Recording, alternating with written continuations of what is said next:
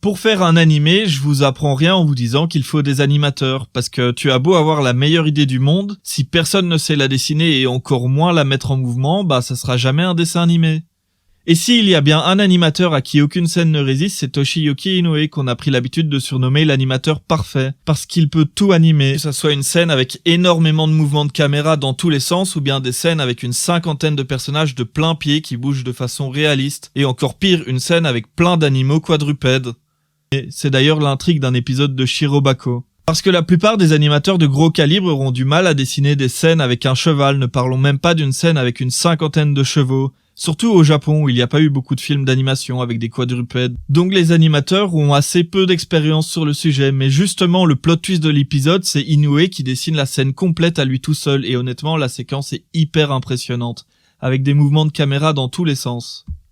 Et ce n'est pas pour rien qu'il a travaillé sur autant de films qui sont sortis au cinéma avec les meilleurs réalisateurs du Japon, que ce soit Miyazaki, Mamoru Hosoda, Mamoru Oshii, Katsuhiro Otomo, ou bien même le feu Satoshi Kon. D'ailleurs, pour l'anecdote, toute sa carrière, il a évité de travailler avec Miyazaki sur ses films, vu tout ce qu'il entendait sur la façon dont il traite les animateurs.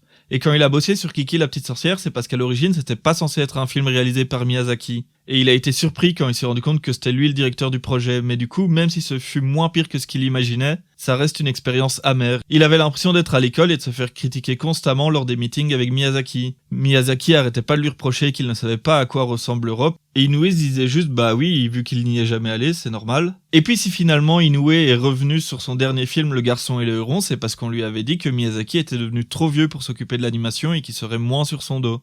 Inoue, ça a été un des pionniers du mouvement réaliste dans l'animation japonaise. Mais contrairement aux autres animateurs réalistes, lui, il fait des dessins plus simplifiés, c'est parce qu'il ne perd pas de temps, c'est un artiste qui dessine super vite et qui se concentre sur l'essentiel. D'ailleurs, ça arrive souvent qu'il finisse les scènes d'autres animateurs qui n'ont pas eu le temps de les faire, parce que lui, justement, il était en avance sur le planning. Et ça, c'est vraiment impressionnant, parce que les scènes qu'on lui confie, c'est pas des trucs qui se font en 2-2. Ce sont souvent des scènes vachement compliquées qui devraient prendre beaucoup de temps. Par exemple, les scènes avec plein de personnages à l'écran, ou avec des transformations, ou bien même avec des mouvements de caméra dans tous les sens. C'est qui est toujours dur à animer, surtout avec son style de mouvement qui est très réaliste. Et là où sa vitesse de travail s'avère être légendaire, c'est sur certains films où il a presque tout animé tout seul. Vous avez peut-être entendu parler de l'exemple de Maquia, où il a fait le layout de plus de 300 scènes, et il a fait toute l'animation sur plus de 150. Mais la fois où il a vraiment mérité son titre de One Man Army, c'est sur Magnetic Rose, où il était insatisfait du travail des animateurs et il a quasiment redessiné l'intégralité du film lui-même. C'est pas fou pour les animateurs dont il a gommé le travail, mais en tant que character designer et directeur d'animation sur le projet, ça fait partie de son travail. Du coup, ça en fait un des films les mieux animés selon les professionnels. Et en plus, c'est un énorme banger, je vous conseille d'aller le voir, le scénario il est par Satoshi Kon. Lui-même, il décrit son style d'animation comme logique, il va vraiment faire attention à la cohérence de la scène. Par exemple, ici, l'Eva doit se lever en s'appuyant sur ses jambes. Donc on va voir le robot légèrement se pencher dans la direction opposée de la jambe d'appui. D'abord, il va s'appuyer sur sa jambe gauche et puis sur la jambe droite. On reconnaît cette gestion du poids sur toutes ces animations. Les choses vont avoir tendance à légèrement vaciller. Par exemple, ici, on sent vraiment le poids du bras quand il le lève. Mais ce qui m'impressionne le plus dans ces animations, c'est le détail qu'il apporte pour dessiner des émotions. Même avec des dessins de bouche simplifiés, on peut voir plein de micro-expressions s'y dessiner. Ça, c'est une attention qu'il apporte vraiment à tous les mouvements du visage, que ça soit des petites rotations de la tête ou bien le fait de suivre la direction du regard. Par exemple, ici, sur cette scène, on peut vraiment voir toutes les émotions qui traversent Kiki, et ça, il l'a animé alors qu'il devait aussi dessiner plein de mouettes qui volent à côté.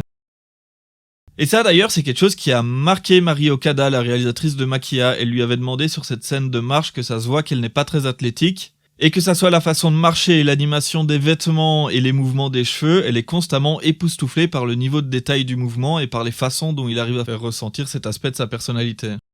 Et pour l'instant, j'ai surtout parlé de l'artiste, mais la vidéo ne pourrait pas se terminer sans parler de la personne qu'il est. C'est quelqu'un de dévoué pour aider les jeunes animateurs, que ça soit par l'écriture de guides d'animation ou en écrivant des articles sur comment bien négocier son salaire. Surtout, c'est quelqu'un qui est présent en ligne, il donne de son temps pour répondre aux interviews comme personne d'autre. Il est présent sur internet pour répondre aux questions de la communauté, analyser des scènes comme le ferait n'importe quel Sakobuta passionné, et surtout dire qui a animé quelle scène sur les films dont il a participé. C'est un vrai fan d'animation même après toutes ces années de dur labeur, et ça c'est vraiment beau.